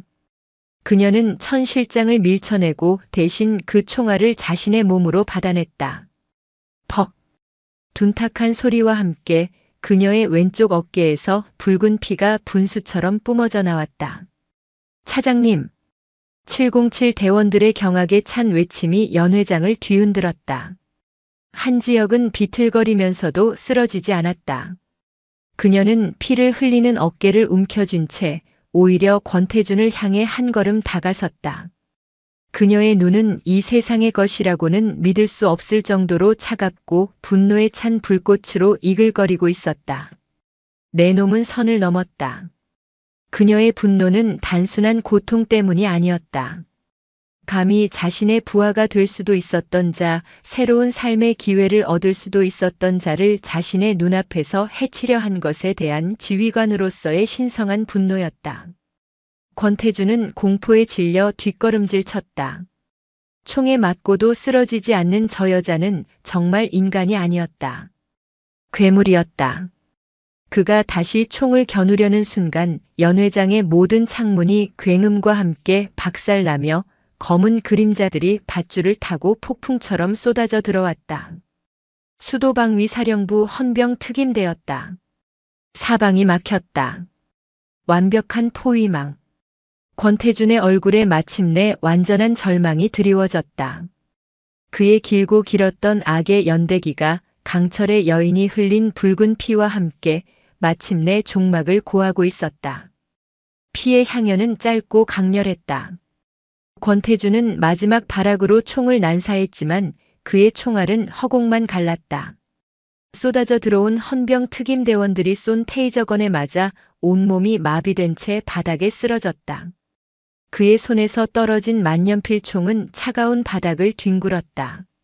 한때 서울을 주무르던 거악의 마지막 저항은 그렇게 허무하게 끝났다.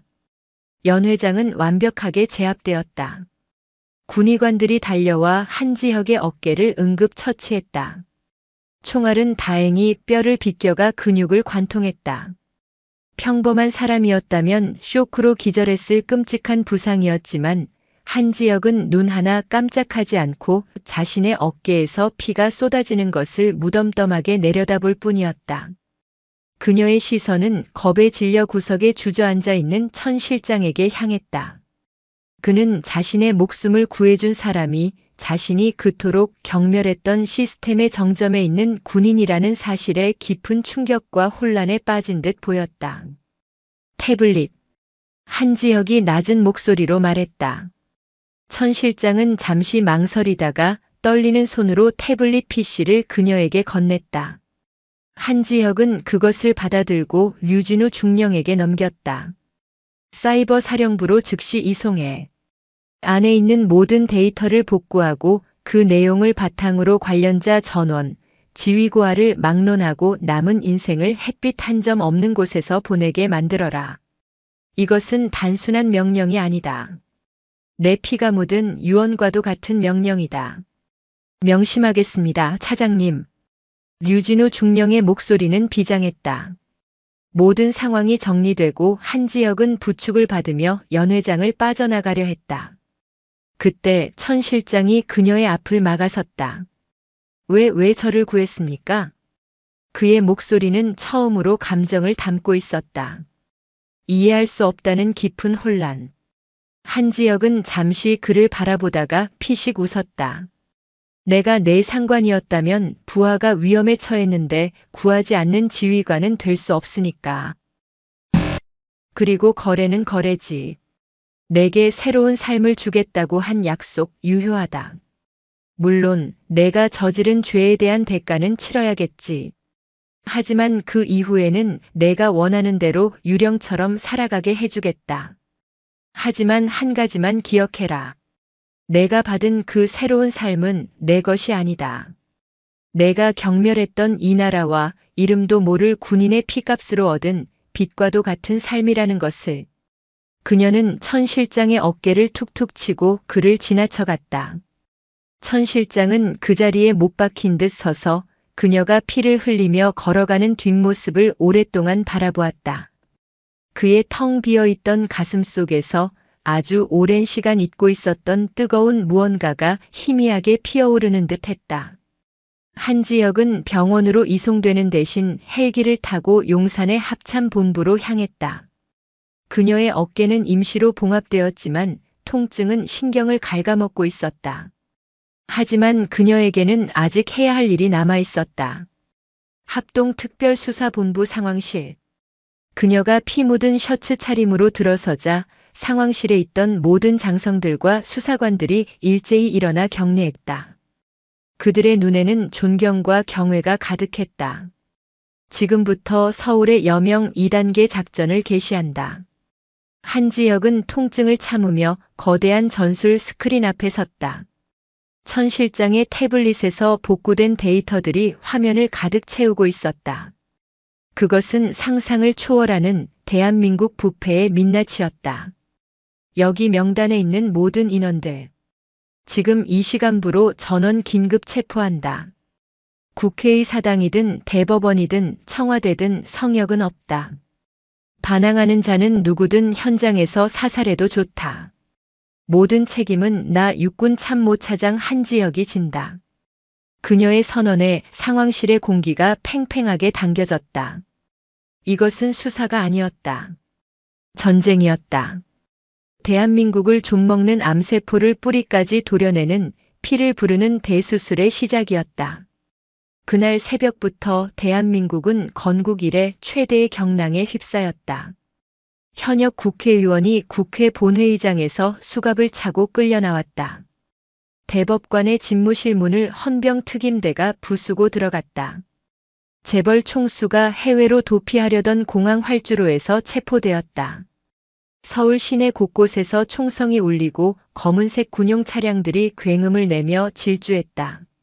언론은 속보를 토해내느라 정신이 없었고 국민들은 충격과 경악 그리고 통쾌함에 휩싸여 밤잠을 설쳤다. 한지혁은 상황실을 떠나지 않았다.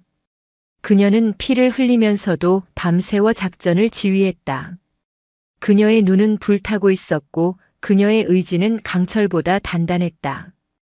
마침내 동쪽 하늘이 희미하게 밝아오기 시작했다. 밤새 이어진 체포 작전이 대부분 마무리되었다는 보고가 올라왔다. 한지 HOP는 비로소 의자에 몸을 기댔다. 긴장이 풀리자 어깨의 통증과 함께 극한의 피로가 몰려왔다. 그녀는 상황실 창문을 통해 여명이 밝아오는 서울의 풍경을 바라보았다. 밤새 앓았던 열병이 지나간 뒤의 도시처럼 고요하고 평온해 보였다. 그녀는 깨달았다. 자신이 한 일은 무언가를 파괴한 것이 아니었다. 그저 이 도시의 몸속에 깊이 박혀있던 거대한 고름을 짜내고 더러워진 환부를 소독하여 도시가 스스로 치유할 수 있도록 아주 작은 도움을 주었을 뿐이라는 것을. 그녀가 다시 눈을 떴을 때 그녀의 눈빛은 수정처럼 맑고 깊어져 있었다. 그녀의 마음속 모든 분노와 소음이 사라지고 오직 조국에 대한 깊은 사랑과 군인으로서의 무한한 책임감만이 충만하게 들어앉았다. 그때 참모총장이 조용히 그녀에게 다가와 커피 한 잔을 건넸다. 고생했다, 한 장군. 자네가 이 나라를 구했네. 한지혁은 희미하게 미소 지으며 커피 잔을 받았다. 아닙니다, 총장님. 저는 그저 제 부모님과 광장시장의 이웃들을 지키고 싶었을 뿐입니다. 그녀의 어깨에 달린 세 개의 별이 서울의 여명을 받아 찬란하게 빛나고 있었다. 그것은 권력의 상징이 아니었다. 그것은 자신이 지켜야 할 사람들과 먼저 떠나간 전우들의 목숨을 짊어진 무한한 희생과 책임의 무게였다. 그녀는 기꺼이 그 무게를 짊어지고 어둠이 거친 새로운 지평선을 향해 다시 한 걸음 나아갈 준비를 하고 있었다. 광장의 불사조 그녀의 진짜 전쟁은 어쩌면 이제부터 시작일지도 몰랐다. 지축을 뒤흔들던 굉음이 멎고 세상을 집어삼킬 듯 타오르던 화염이 잦아들었을 때 남산 비원의 상공에는 잿빛 먼지와 함께 고요한 여명이 내리고 있었다.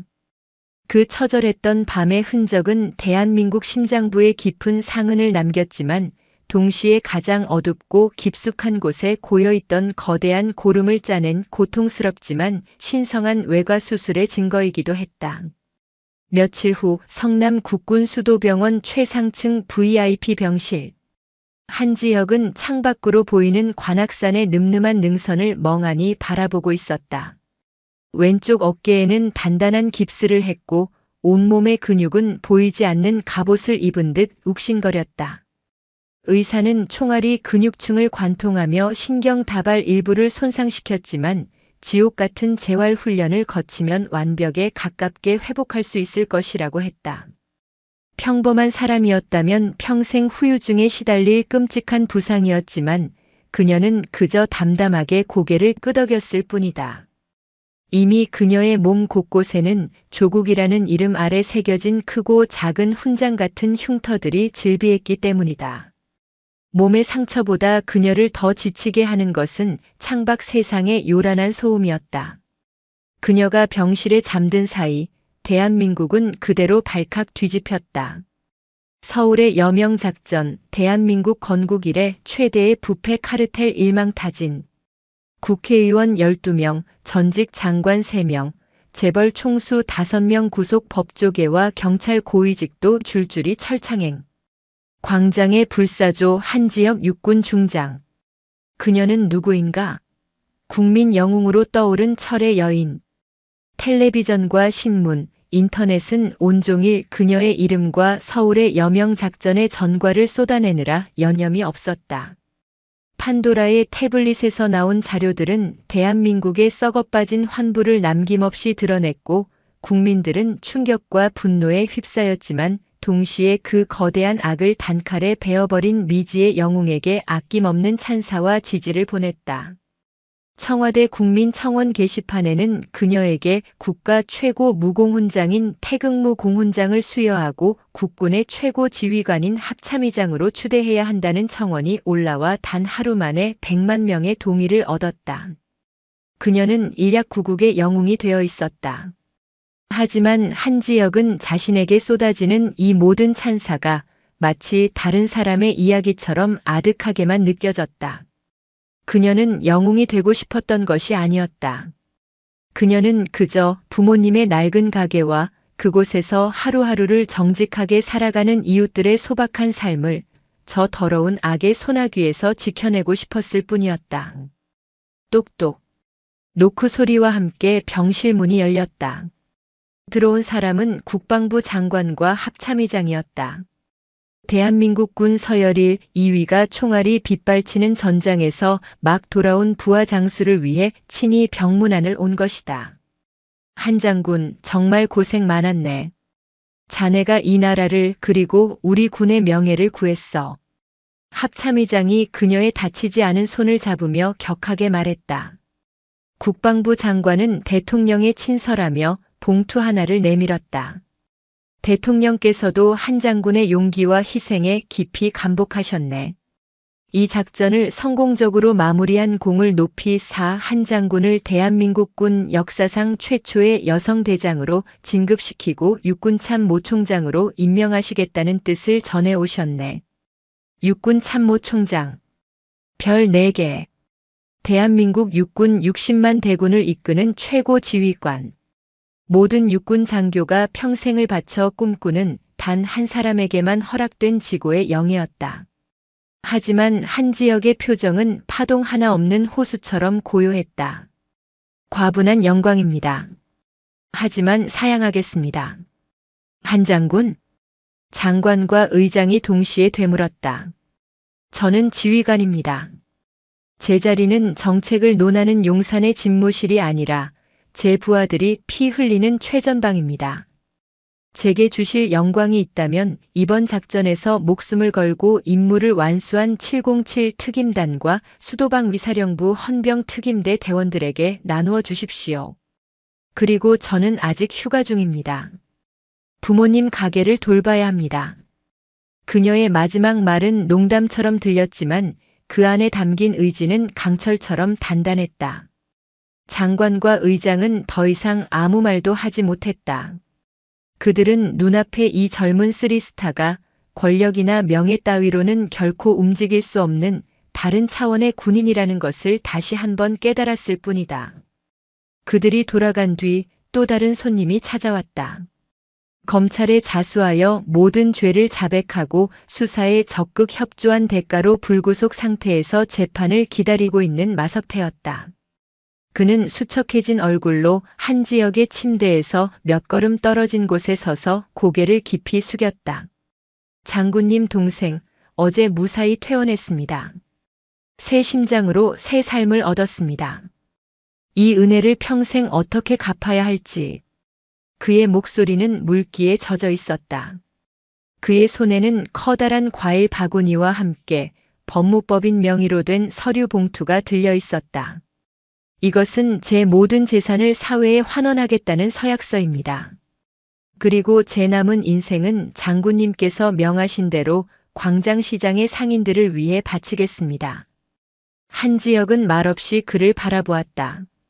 그의 눈에서 예전의 도끼와 살기는 완전히 사라지고 깊은 참회와 새로운 삶에 대한 비장한 의지가 자리 잡고 있었다. 은혜는 나에게 갚는 게 아니다. 내가 흘리게 했던 사람들의 피눈물에, 그리고 내게 새로운 삶의 기회를 준 내 여동생에게 평생을 바쳐 갚아나가라. 그녀는 과일 바구니에서 사과 하나를 꺼내 그에게 던졌다. 그리고 내 놈은 아직 내 부하가 아니다. 어깨 펴고 똑바로 서.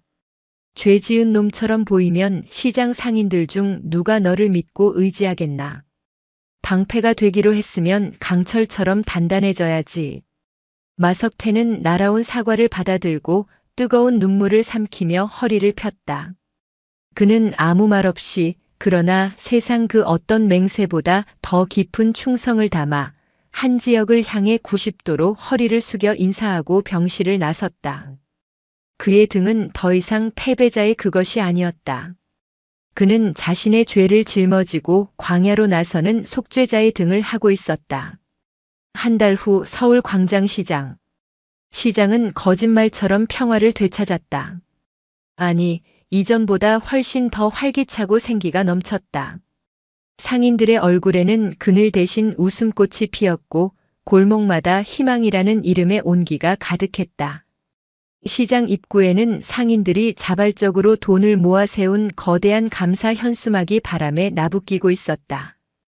우리의 영원한 수호신 불사조 한지혁 장군님, 당신이 우리의 광장입니다. 그리고 시장의 심장부 전준의 빈대떡은 여전히 고소한 기름 냄새를 풍기며 손님들을 맞고 있었다. 가게는 이전보다 몇 배는 더 문전성시를 이루었다. 사람들은 빈대떡 맛이 궁금해서 오기도 했지만 대부분은 살아있는 전설, 자신들의 삶을 구해준 영웅을 한 번이라도 더 보고 싶어 찾아왔다. 왼쪽 팔에 보조기를 찬 한지혁은 여전히 앞치마를 두르고 쉴 새 없이 빈대떡을 부치고 있었다. 그녀의 움직임은 예전보다 조금 부자연스러웠지만 그 안에는 깊은 평온함이 담겨 있었다. 아이고, 우리 장군님. 팔도 불편한데 고마 좀 쉬엄쉬엄 하이소. 사장님, 여 막걸리 한 주 전자 추가요. 안주는 우리 장군님 얼굴이면 됩니다. 손님들은 너도 나도 그녀를 친근하게 부르며 농을 건넸다. 그녀가 대한민국 육군 서열 2위라는 사실은 이제 중요하지 않았다. 이곳 광장시장에서 그녀는 그저 자신들의 이웃이자 든든한 버팀목이며 자랑스러운 우리 사장님일 뿐이었다. 가게 주변에서는 광장시장 상인자치회라는 글자가 새겨진 조끼를 입은 덩치 큰 사내들이 분주하게 움직였다. 마석태와 그의 옛 부하들이었다. 그들은 시장의 질서를 유지하고 상인들의 꾸준히 일을 돕고 외부에서 들어오는 잡상인이나 소매치기들을 막아내는 든든한 방패 역할을 하고 있었다. 처음에는 그들을 두려워하고 경계하던 상인들도 묵묵히 땀 흘리며 진심으로 봉사하는 그들의 모습을 보며 이제는 한 식구처럼 대하고 있었다. 모든 것이 제자리를 찾은 듯 했다. 어둠이 걷히고 상처는 서서히 아물고 있었다.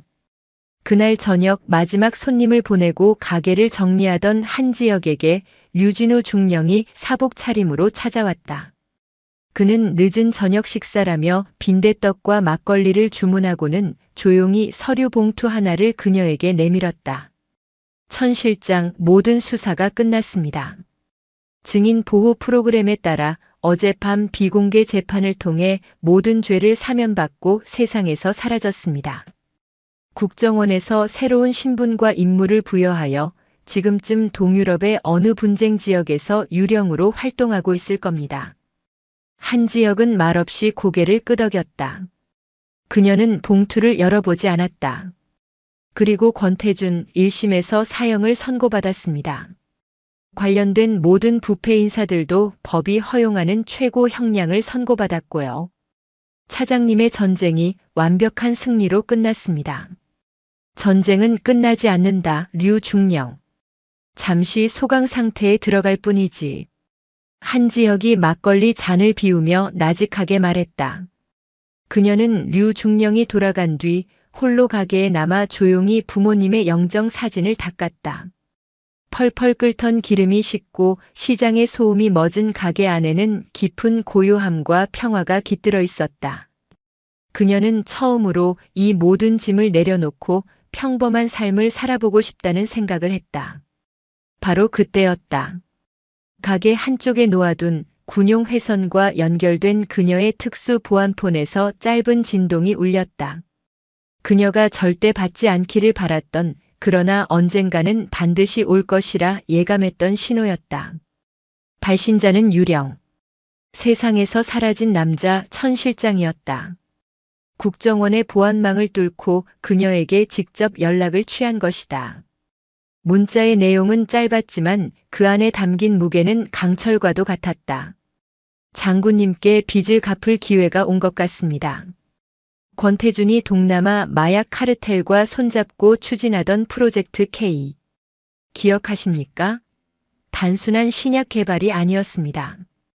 북한의 생화학 무기 기술을 빼돌려 특정 유전자만 공격하는 치명적인 바이러스를 개발하고 있었습니다.